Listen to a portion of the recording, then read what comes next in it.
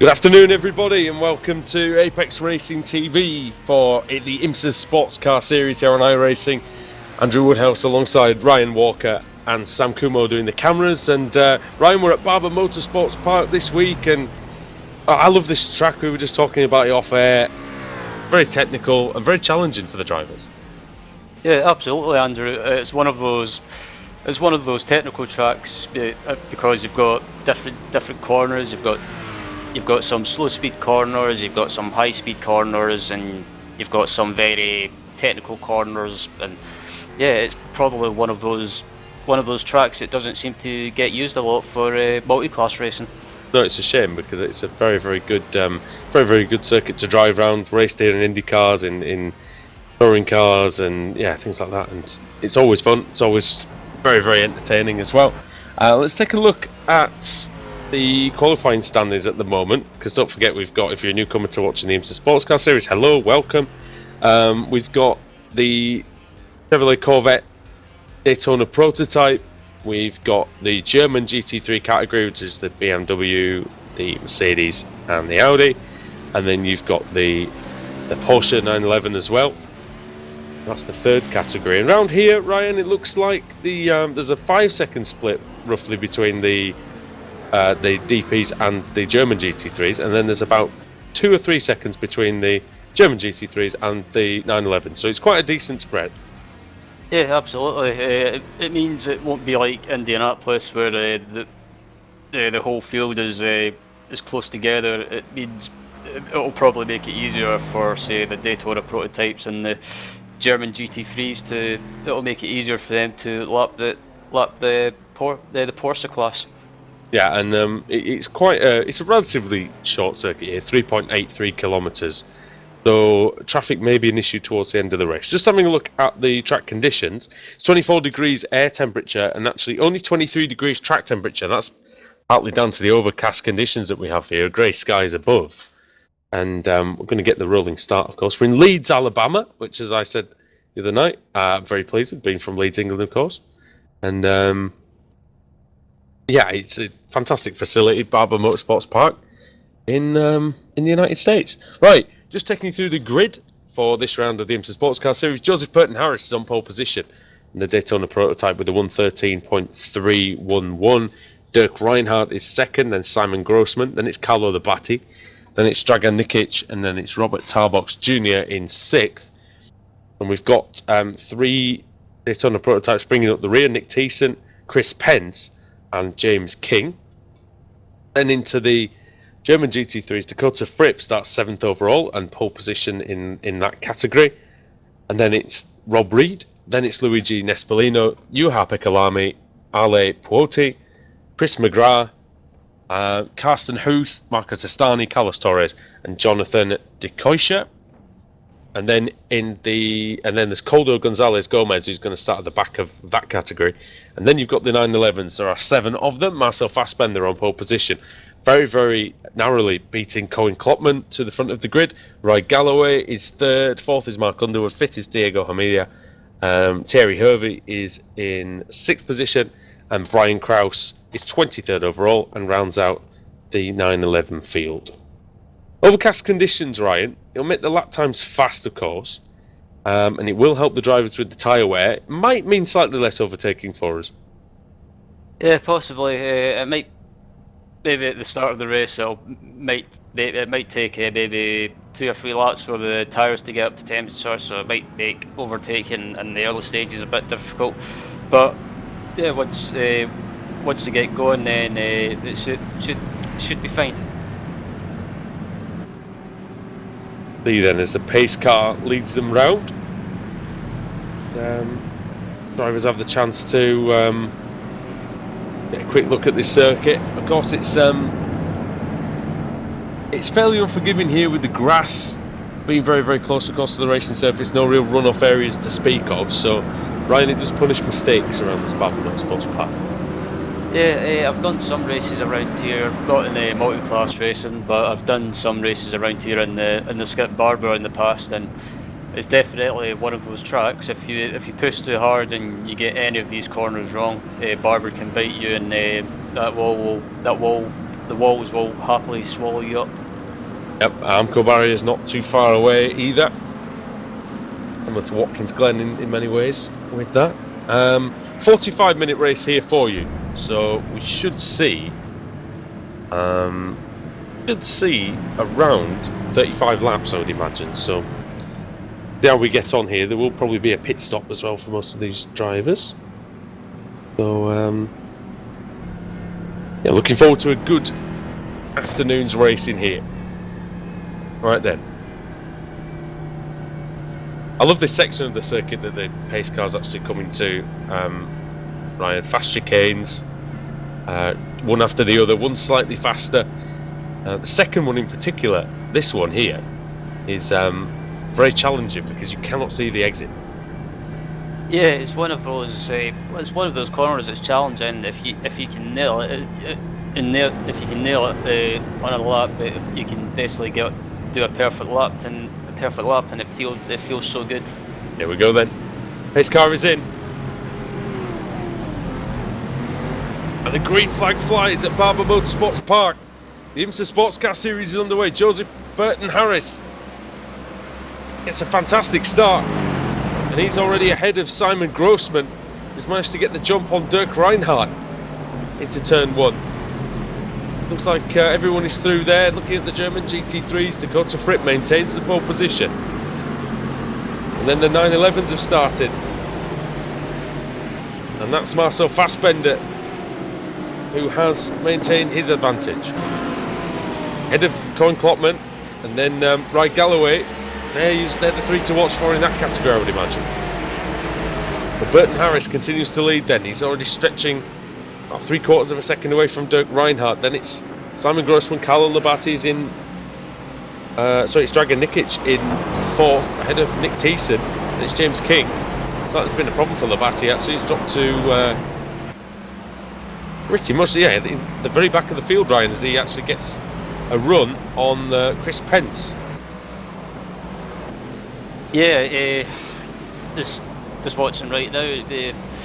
I'm just looking at Burton Harris, and that start when the green flag fell. He got an absolute beast of a start. He went very early, and that's one of the key things around here. I think, as he's gone a bit wide there, and has to wrestle back control of that Daytona prototype. 45 minutes, 17 incidents. He will have used up at least one, probably with that excursion. Yeah, it just looks like he was pushing a little bit too hard, or maybe sideways. And then here comes Simon Grossman. Just looked away from that for just a second, and then next time I come back to it, Simon Grossman is through, taking advantage of that error and into the triple chicane. Now he comes, and Burton Harris is all over the place. Yeah, it just looks like his tyres might not be up to temperature, or maybe he's struggling with setup. It just seems to be struggling to settle into a rhythm. You can see how planted the other two cars are, of Grossman and Dirk Reinhardt. And Burton Harris's car looking a lot more animated, looking a lot more difficult to drive in the early going. Wonder if maybe the tyre pressure's possibly to blame on that one, but Dirk Reinhardt closing in and looking to put Burton Harris under some more pressure. Looking at the German GT3s, and it's BMW leading the way with Dakota Fripp. Then it's Rob Reed.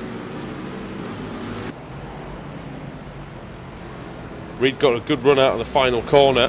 I don't think he's going to get close enough to make a move, but very, very close. Difficult place to overtake is turn 1, Ryan, because it's a pretty fast corner. It's usually about 3rd gear, even in these GT3s. Yeah, turn 1 is one of those corners that's difficult to overtake, and unless you get a really good run on the exit of the final corner, you can't really pass into turn 1. But yeah, you've got to be alongside, really, haven't you? Yeah, you've got to be alongside to make it work. Otherwise, if you try and dive bomb someone, you just end up running the risk of ruining your race. Won't generally work. A move from a long way back in that corner. We see BMW 1, 2 and 3, and then it's Mercedes with Luigi Nespolino, and it's more BMWs. So BMW seems to be the car of choice around here. Only one Audi R8 running. Oh, and in the 911s, Colin Klopman Oh, very nearly Rob bit the dust. Reed. Reed, oh, and is he nearly hits the wall trying to get back on? What happened to him there, Ryan? I'm just looking at the replay. It looks like he possibly got a run on the Dakota Fripp, and they tried to make a move through the fast left and the fast right, headed for the final few corners, and just got out of shape and went across the grass. Having a look at that now, he looked like he overshot the corner quite dramatically. And now actually, Juha Pekalami is very, very close to Dakota Fripp now. Finnish driver's going to try and make a move, I think, into the hairpin. No, he isn't. So I'm a little surprised by that. I thought he had a good opportunity, but maybe just waiting for a mistake. Remember, it's a 45-minute race. You do not want to do anything silly at this stage. Risk ruining your own race and someone else's. So Lamy is an experienced driver. Just be looking to probably just stay there. He's probably quite happy there as well, Ryan. A bit of save, maybe a tiny bit of fuel. Yeah, I've watched Juha in the past a few times, and he's one of these drivers. He doesn't try to pass people straight away or feel the need to try and pass someone straight away. He likes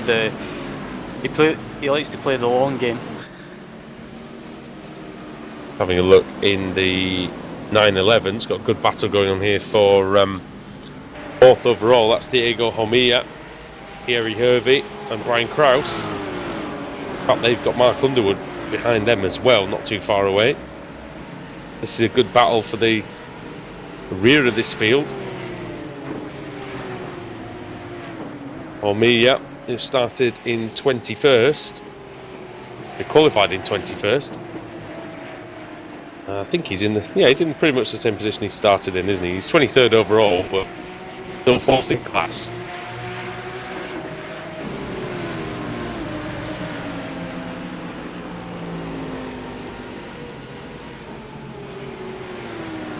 Going to be developing for most of the race, I think, this one, Ryan, between these three. Yeah, definitely. It looks like it could be an interesting race and good to watch. And yeah, just need to see how it pans out. Going to the hairpin, closing up a little bit now with Hervey, just looking a little bit smoother at this point. And Diego Homilla, the triple chicane. 911 handles the curbs quite well. That's probably the explanation, really, Ryan, for why the Audi isn't out here in bigger numbers than just a single one. Yeah, I'm quite surprised there's no. Well, not surprised, but kind of surprised at the same time that the Audi's not here. I mean, it's definitely a car that doesn't seem to handle the curbs that well. It seems to be more of a car that you would see at maybe the wider the power circuits, isn't it? The Audi tends to the Audi tends to like, and yeah, not represented here apart from Marco Testani, and he's probably showing why it's not doing particularly well, because it's in 18th place. He's only 9th in the category, so yeah, struggling a little bit out there. BMW definitely the car of choice. Luigi Nespolino's doing pretty well in his Mercedes, but really he's the only one that's troubling the scorers there, at least for Mercedes. So Fripp continues to lead and actually has pulled out a nice advantage after settling down a little bit ahead of Juha Pekalami. About 1 second between them now. But Lamy, he's not going to give up. He's just going to keep fighting and just keep going. It was like Chris Pence. Has Chris Pence had a problem? Because he's dropped down to he's dropped well down, 28 seconds behind. Last lap was a 1:18.5, so that's 4 seconds slower than the leader.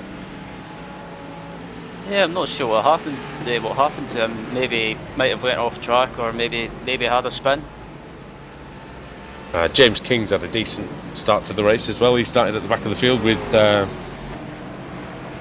not getting a qualifying time in, I don't believe, and now closing in on Nick Thiessen. These two both started at the back actually, and they're running pretty well in 5th and 6th. And King's got a good run here as they start to lap some traffic. So it begins officially now, right? Yeah. Oh, King takes a look in turn 1. I don't think he's going to go through there. James is experienced enough that he knows better than to try that one in turn 1. Been an interesting battle between those two anyway for the majority of this one. Yeah. It looks like they've got more traffic up ahead. There's the Porsche and another car in front of them, I believe. So yeah, it looks like if Thiessen gets held up in this corner, it could possibly give King a chance to get a run on Thiessen. Now I didn't see it earlier on, but Dirk Reinhardt did get past Joseph Burton Harris for 2nd place. So Burton Harris making a slightly scruffy start to the race. Dragan Nikic is in 4th position, and he's kind of in no man's land really, Ryan. He's a couple of seconds behind Burton Harris and a couple of seconds in front of the battle that we were watching just a minute ago.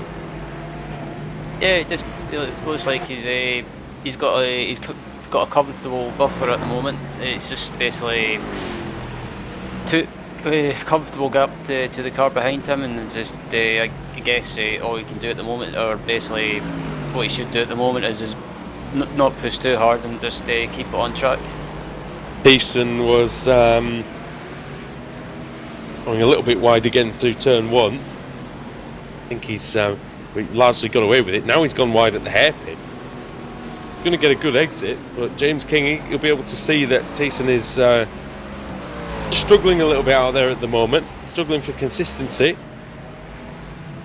And he goes wide over the triple chicane curve. You've got to be careful there not to cut the course, because that's one thing you can do here. We saw the other night in the British Sim Racers Touring Car Championship, Ryan, that one of the drivers got a penalty for very, very slight corner cutting, so we know that can be an issue. Yeah, if you cut the corner too much, and take too much curb, then you can get a slowdown, I believe. On some of the inside curves. It was the first curve on the way into the chicane. I think that's why he was surprised. He didn't really gain anything at all from it. He was literally an inch or two off. But was this a lock up in front? Who's that? Oh, that is Nikic now, Ryan, as we mentioned, getting really held up behind the 911. And it is doing exactly what you said it would, which is drawing back into this battle. He has to brake early.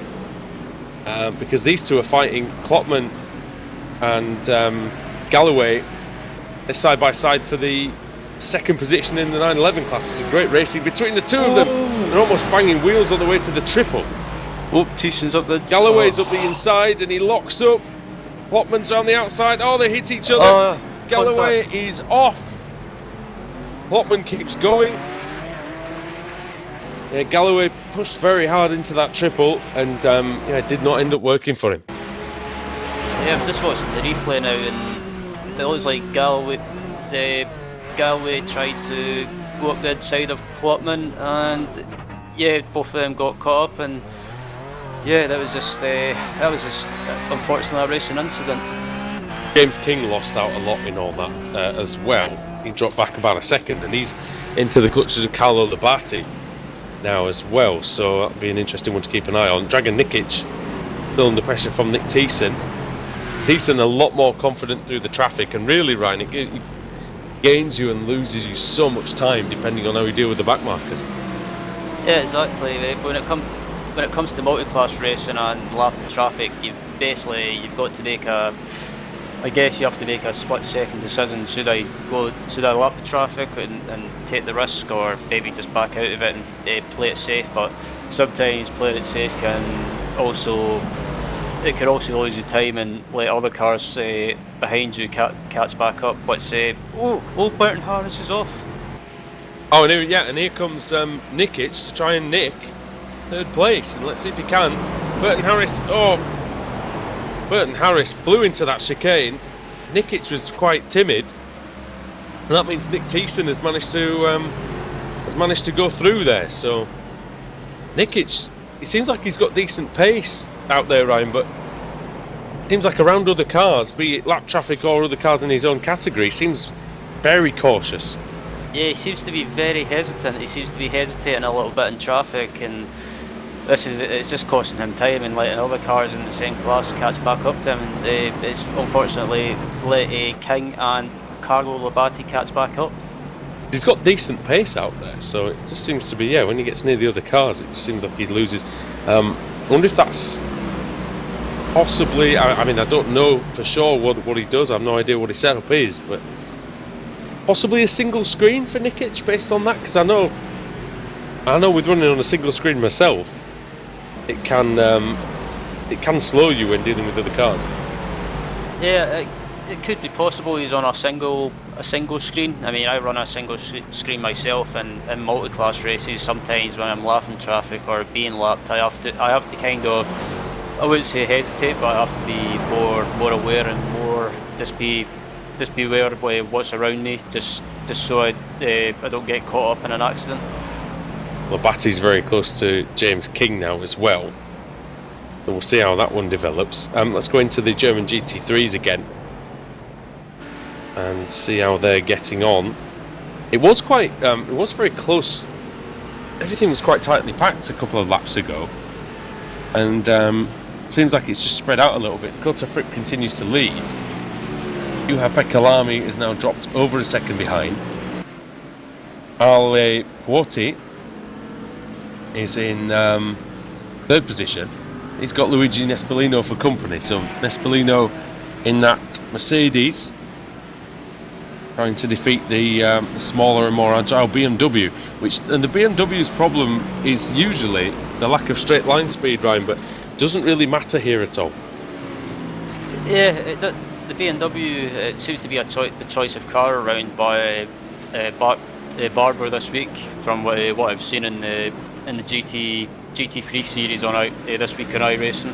It seems to be a car it doesn't seem to have that much straight line speed, but around the track such as Barber, it seems to have the perfect handling, and it seems to be able to ride the curbs.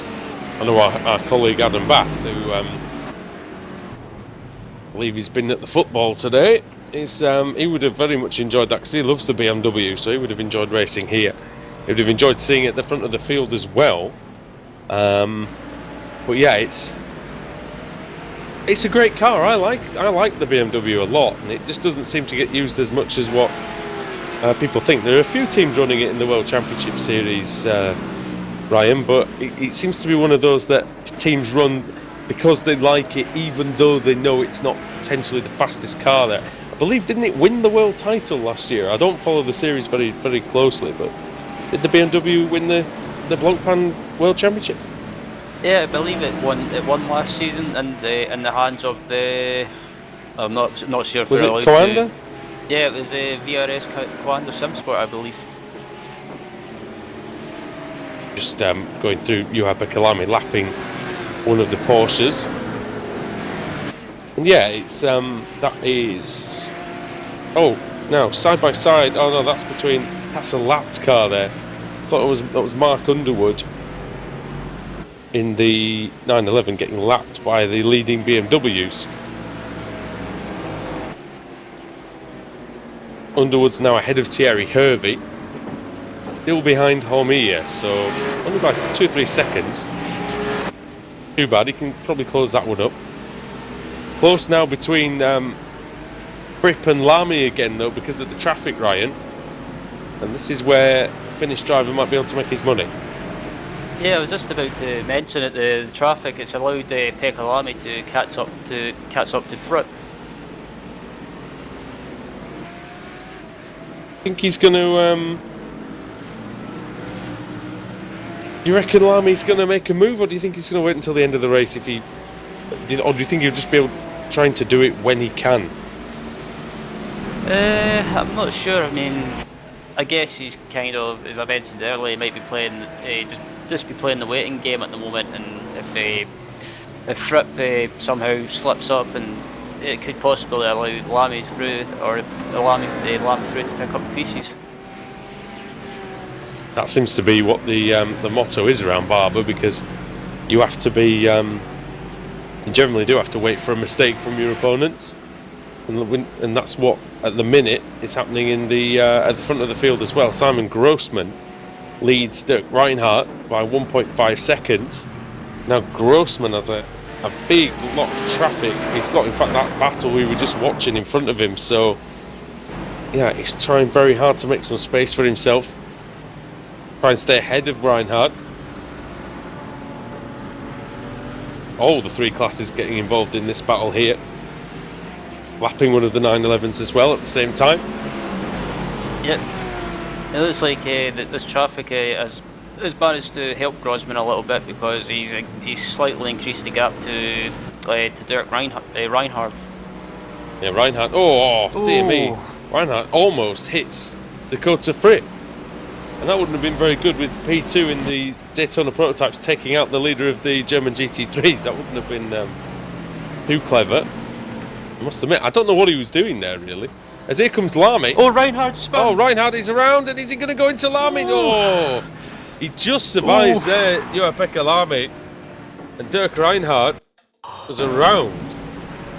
What happened there? Was that is just getting two wheels on the grass on the exit of the chicane, and he did so well to avoid those two cars. That's good driving by Dirk to make sure. And he comes into the pits now. He takes that opportunity to come in and get some fuel.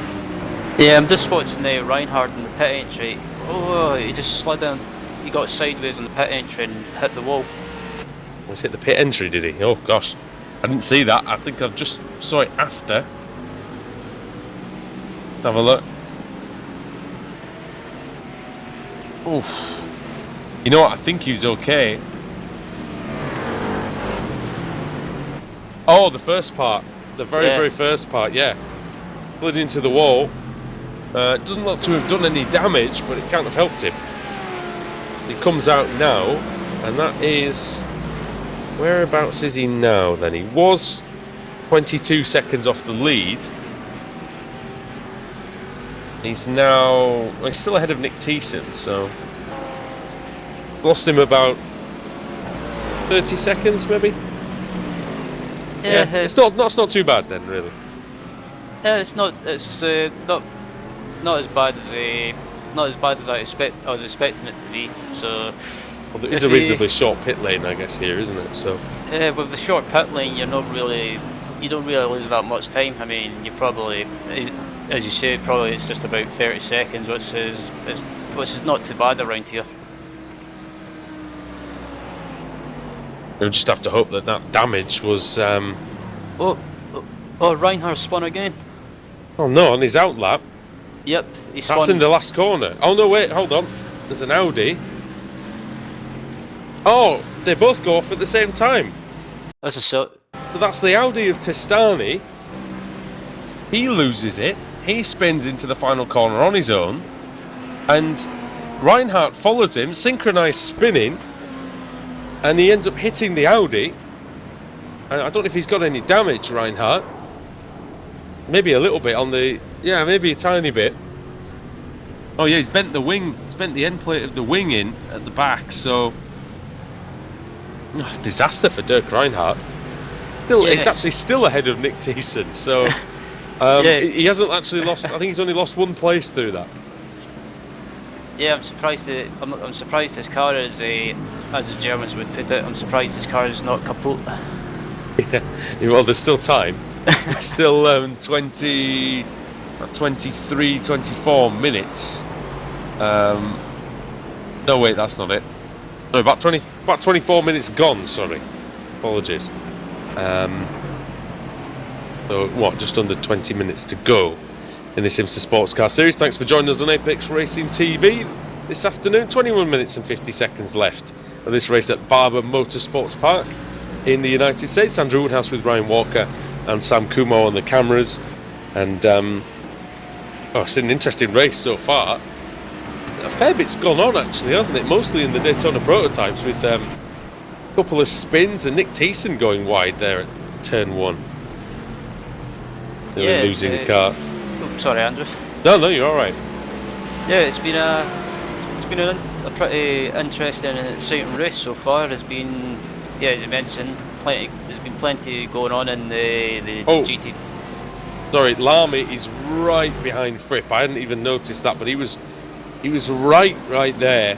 We might see a lead change in German GT3 any moment now, because it looks like he's had enough of feeling out the situation, Ryan, and he looks like he's going to try and go for it too. Yeah, this is the closest that Lamy's been to Fripp for most of the race so far, and I think if Lamy can get a good run on Fripp heading down to the hairpin, then he might be able to make a move. I wonder if Fripp's losing his tyres a little bit out there. Although saying that, he gets a very good exit out of the first couple of corners out of turns 2 and 3 into the hairpin, and just take his normal line, doesn't have to defend at all. And then in there's Dragan Nikic in the Daytona prototype coming through, still actually in P3 now after Dirk Reinhardt's been in the pits, and he splits the two BMWs momentarily. Rob Reed's having quite a lonely race in P5. We had the spin early on. He's lapping 119.9. Rob Reed is actually lapping 0.8 of a second quicker than the leaders at the moment. So I wonder if he'll be able to drag himself sort of up somewhere into the mix by the end. I mean, he's only got 20 minutes to do so. Oh, as he nearly gets taken out by Labate. We'll see what happened there on the replay. I think Labate was being a little bit optimistic there, trying to have a dive into the triple. 7A and 7B. Yeah, it just looked like he went to try and lap Rob Reed, but Rob Reed clearly had the line into the corner. There's a car in the pits, and that is the Porsche of Brian Krause, and that was from 4th position. And so pits, I think he might be the first of the main contenders to pit in that category. Marcel Fassbender still leads from Cohen Klopman by about 4 seconds maybe. And yeah, so it's been a good race for Fassbender so far. See if you can carry it on. Looks like the 911 is pretty fun to drive around here. It's probably quite an ideal car for this track, really. Yeah, I've done some laps around Barber with the Porsche during the week, and it's around this track. It's such a fun car to drive, and you can throw it over the curbs, and the car will stick, and it's just such a pleasure to drive. I think it is everywhere as well, isn't it? But yeah, you put these two together, car and track combination. Oh yeah, and of course they were running the BSR Porsche Cup here on Thursday night as well. Our very own Sam Kuma was racing in that. It looked like it was a fun time. But yeah, I think just the Porsche in general, I think we mentioned this a lot, but it's definitely a fantastic car, and iRacing have done a great job with it. They really have. And I know with the release of Dirt, that's been a big thing, of course, and that's been very successful, but don't underestimate the job they've done with their recent road cars, and the tyre model on this 911 is one of the best ones I think that they've done. Yeah, I mean, at the moment on iRacing, my favourite car is definitely the Porsche. I mean, it's just as I say, it's just so much fun to drive, and it sounds daft, but it just makes me feel like a kid getting his first car. Yeah, and the thing sounds fantastic as well. If we can go on board, should we go on board with the Marcel Fassbender and see whether we can just have a listen to that straight 6? It really does. I love how it just sort of, I know, it just feels like it delivers the power really, really well, and the thing sounds like a proper racing car. And goes down the gears into the hairpin. A nice line through there, and there you can spin the tyres slightly, Ryan, and just it just drags the car around on the exit. Yeah, absolutely. I mean, that's what I like about this car. You can, on the exit of corners, you can just put the power down, and it will help swing the rear end around to get the front turned, and it's just awesome. Getting confidence up, isn't it, to be able to do it quickly at least. Anyway, you can get the power down early. It hits that fast chicane very, very well. And this one is a very nice corner. It's undulating, it's downhill, then it's through the compression, up the hill, over the top of the hill. That's a blind exit, and then this is another fairly blind corner. Just try and stay over to the right if you can, but it's an immediate left through the final turn and onto the pit straight again. Yeah, fantastic circuit. It's great to see some onboard action here on Apex Racing TV as well. A very, very fun car to drive.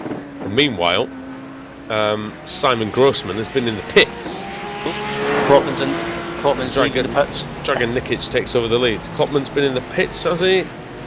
So he's... now then, we'll see where he emerges.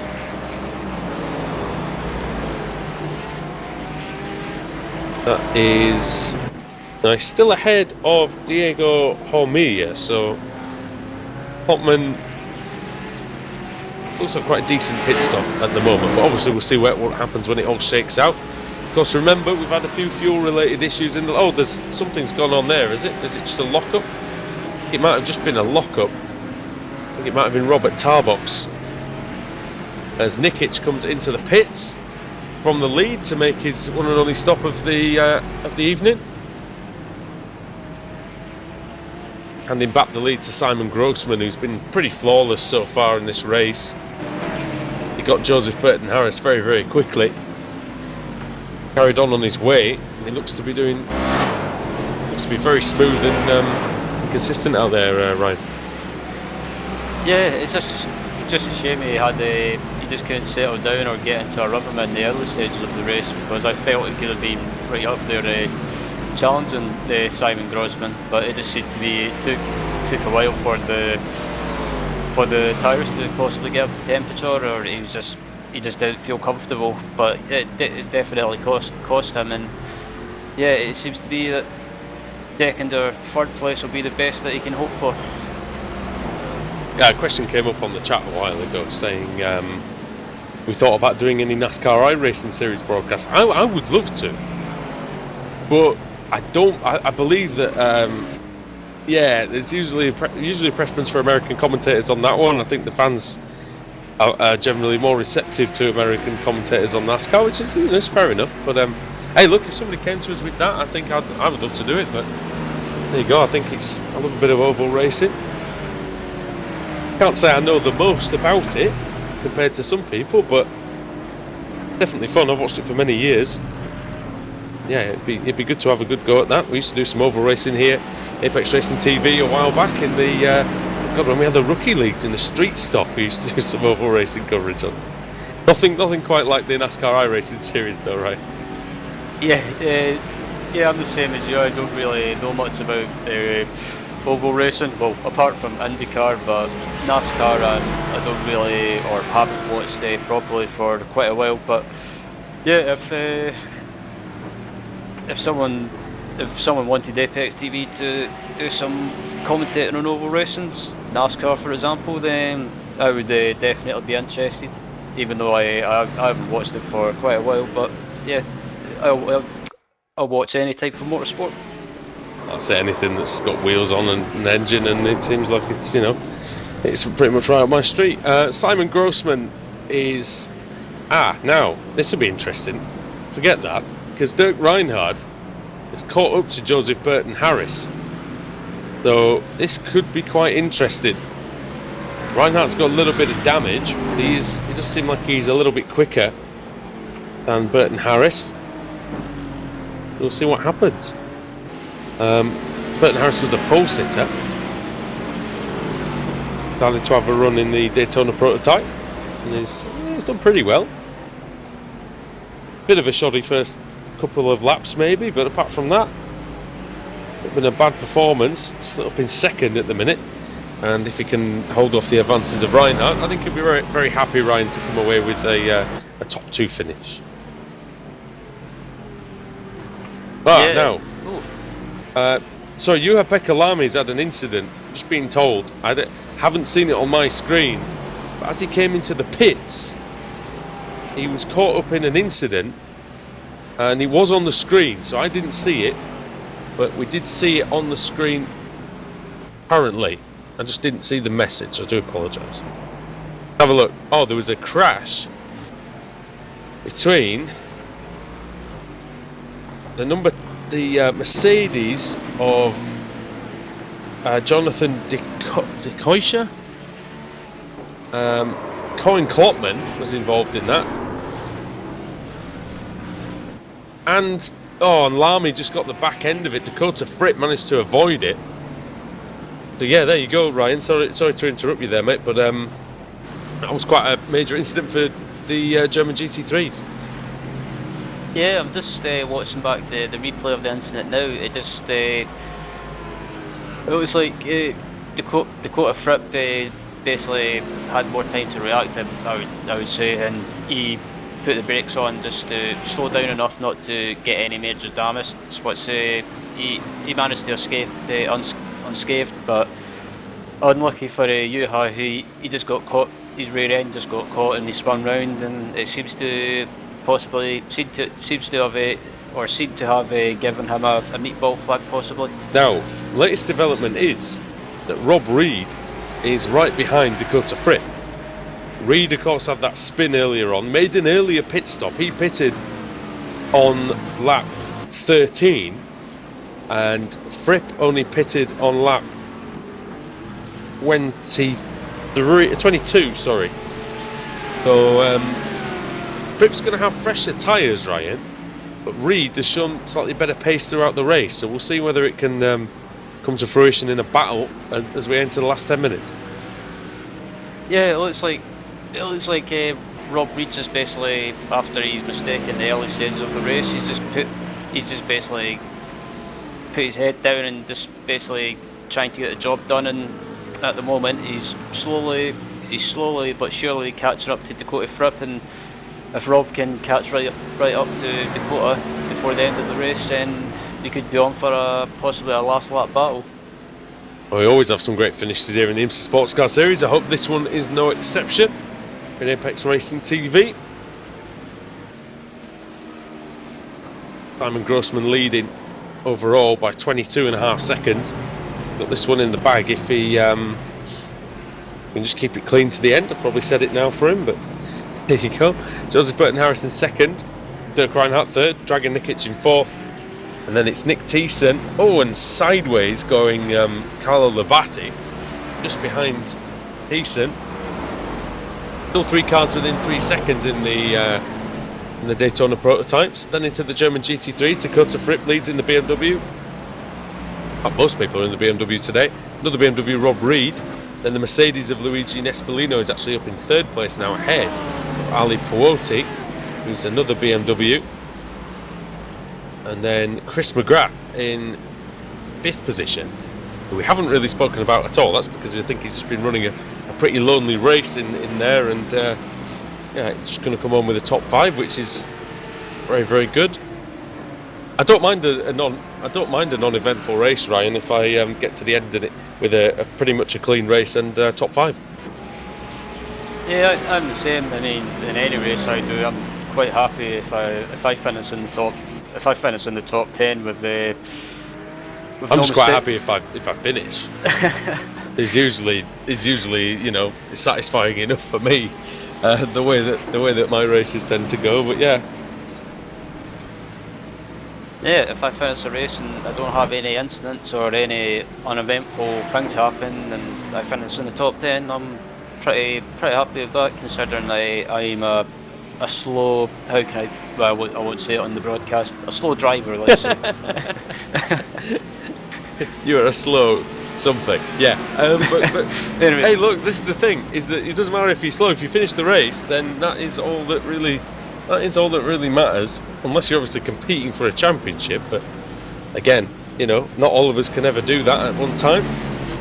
The beauty of motor racing. Oh, and sideways moment for Nick Thiessen. Tell you what, I've never seen the Daytona prototypes sideways as much as they have been in this race. These cool conditions really provided some interesting races, some exciting driving conditions for the drivers out there. And James King is now very, very close to Nick Thiessen there. He's dropped a lot of time on that lap. So I wonder if he had a spin that we didn't see, Ryan, on that one, because was right behind. Was right with. There we go. He's had a crash. It was with Carlo Labate. Labate down the inside, and he just pushes Thiessen around. I don't think Thiessen gave him the space, but I don't think he had a lot of space to go into in the first place. What do you make of it? I'm not sure. I would say, in my view, I would have to place the full blame on Carlo Labate. I mean, I'd be inclined to agree with you that it was mostly his fault, I would say, on that one. I still think there wasn't a lot of space given, though, and I think that's maybe something that Thiessen might have to just have a look at next time. I mean, I'm just having another look now, and I guess I'm just. He did have a bit of a dive, though, didn't he? Yeah, exactly. So Dakota Fripp is keeping the gap to Rob Reed pretty much stationary at about 1 second, so I think he might have weathered the storm. Reed's tyres are going to be a lot older as well. They have taken tyres, actually. I'm not sure if they actually did. I didn't see the pit stops, but Reed's getting very close to Dakota Fripp now. Yeah, he's a lot closer headed into the final corner. If Rob can stay right behind him on this left-hander, he might have a run on him. Tell you what, if Rob Reed wins this race, Ryan, it would be a fantastic comeback, one of the best we've seen in a long time. Yeah, absolutely. I mean, after what happened to him in the early stages of the race, is the lap of Porsche. It's that driving with that sort of that rage, isn't it, inside? Sometimes it's we're saying that I don't think there was any tyres taken by the BMWs. That would make sense, actually. They're usually pretty decent, and because it's a short pit lane as well. The quicker you are, the better. Well, Rob might have a run in Dakota on the exit of the hairpin. Yeah, Dakota got decent traction on the outside line though, and has managed to stay ahead of Reed, who gets very close under braking for the triple. Really on the prowl now, looking for any way through. Pulls out the slipstream. Not close enough this time. Sorry, go on, yeah. I was going to say, if Rob could stay on him through these, both of these fast left and right-handers, he might be able to make a move into the final corner. But I don't think it's close enough. I was going to say you can do that here at Barber.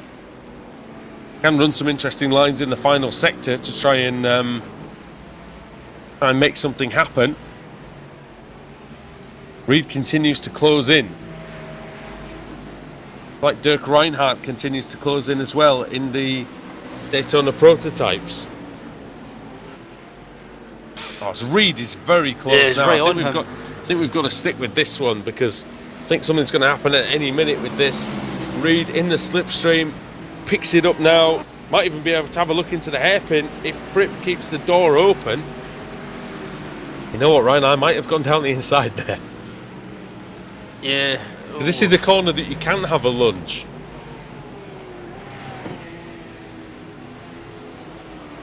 Yeah, I wonder if Dakota's tyres are going off, because it seems to be Rob's able to carry more speed in some of the corners, and he can close right up under braking. I think Fripp's got better traction out of the slow stuff, but yeah, you're definitely right in the fast stuff. It looks like it's Rob Reed's playground, so to speak. Marcel Fassbender continues to lead the 911s. We haven't really seen a lot of him, because he's kept the gap to Colin Klopman up to about 2 or 3 seconds, and he's kind of kept it there for most of the race. Ryan Galloway's in third, about 10 seconds behind. But yeah, I think, how many laps left? Might only be a couple.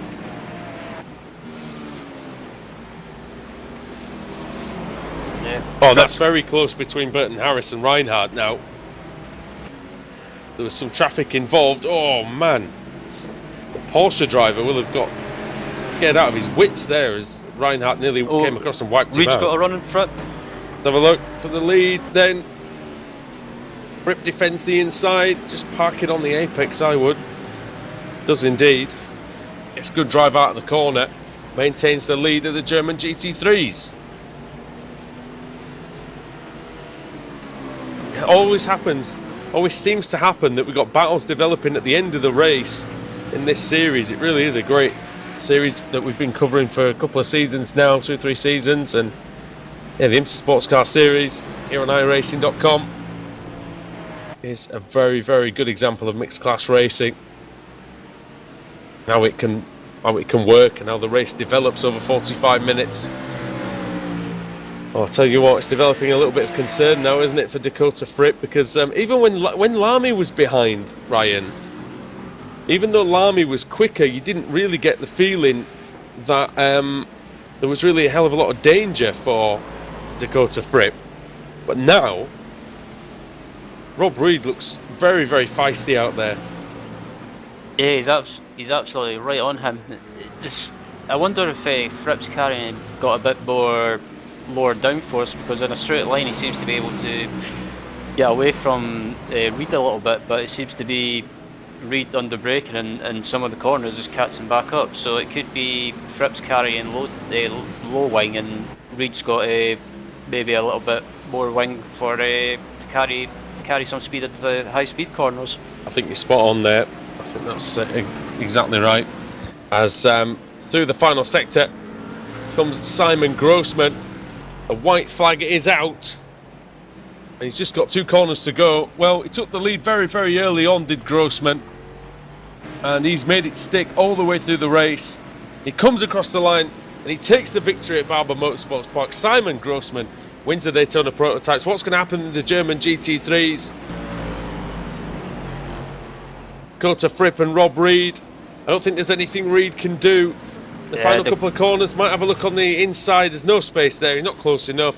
Dakota Fripp comes out of the final corner and wins in German GT3. Marcel Fassbender is just coming into the final sector as well. He's still got that 2-second lead. Might be enough for him. Needs to negotiate this final fast chicane. Oh, there's a car there, there's a Mercedes lurking as well. It's just not what you need on the final lap when you're leading a category. Yeah. And through comes Fassbender. Got 1 corner to go. Oh dear. And that's very, very close, but he's going to come through and he's going to win in the 911s. Marcel Fassbender takes it here at Barber. Colin Klopman in 2nd place. And through is going to come Galloway in about 10 or 15 seconds to take 3rd place. Oh, that was an excellent race, and really some good battles out there. Dead overtaking might be at a premium, Ryan, but didn't mean that we didn't have some really good action on the track. Yeah, absolutely. That was probably one of the best races that I've commentated on in the IMSA series, and yeah, that was absolutely brilliant to watch in every class, and yeah, probably one of the best I've commentated on. And it doesn't look like anybody ran out of fuel either, which might be a first for this series when we've been covering it anyway. But good battles all the way through the field, and like I say, congratulations to them. Right, we don't have a lot of time here now, but I will take you through the finishing order then from Barber Motorsports Park. Simon Grossman takes a fantastic victory. 21 seconds was his margin of victory. Took the lead very early on, overtook his teammate at the start, and then overtook Joseph Burton Harris on, I think it was lap 2, to hit the lead, and he never relinquished it. Dirk Reinhardt came on 3rd, Dragan Nikic 4th, 5th Nick Thiessen, James King in 6th, 7th Robert Tarbox Jr., and Carlo Labate was 8th. He was actually 2 laps down, so Labate not having a great afternoon's racing. Dakota Fripp and Rob Reed engaged in a fantastic scrap in German GT3. Fripp winning by not very much at all, really. Reed having spun the first couple of corners. Sorry, in the first couple of laps, He recovered fantastically well to finish second. Chris Pence was 11th in the Daytona prototype, and then it was Luigi Nespolino in third in the Mercedes, one of the few non-BMW drivers out there. Ali Puote was in fourth. Fifth was Chris McGrath. Sixth was Carson Huth. And Carlos Torres in seventh. That's 16th overall. 17th was Marco Testani. And then it was Marcel Fassbender taking victory in the Porsche 911 category ahead of Jonathan de Koisha. Cohen Klopman finishing second in Porsche 911. Then it was Roy Galloway in third. Fourth was Diego Homilla. Brian Krause fifth. Sixth Thierry Hervey. And seventh Mark Underwood. Only two retirements. One was Juha-Pekka Lamy having sustained damage in that accident at the final sector. And Coldo Gonzalez Gomez, don't believe he took the start whatsoever. So Ryan, just got a couple of minutes here. What did you make of that? And it makes it interesting for the rest of the season, doesn't it? Yeah, that was a fantastic race, and that had everything from spinning cars to cars crashing into each other, and good battles as well, as demonstrated by Dakota Fripp and Rob Reed in the closing stages. And yeah, I look forward to commentating on more of the same in the next race. All right. Well, thanks for joining me, Ryan. Thanks to Sam Kumo as well for the camera work. And thank you, everybody, for watching at home. So this has been Apex Racing TV. Stick with us tonight. We have Mazda MX-5s is on tap in the BSR series as well. And also the Club 73 Touring Car Championship presented by World League Sim Racing. The Mazda MX-5 is 8 p.m. I'll be starting off with that one with Mr. Sam Kumo. And then I'm going to go over to the Club 73 Touring Cars Championship at 8:30 for that one. So join us back here on Apex Racing TV tonight. Go off and have some food and join us back here just in about an hour's time. See you then.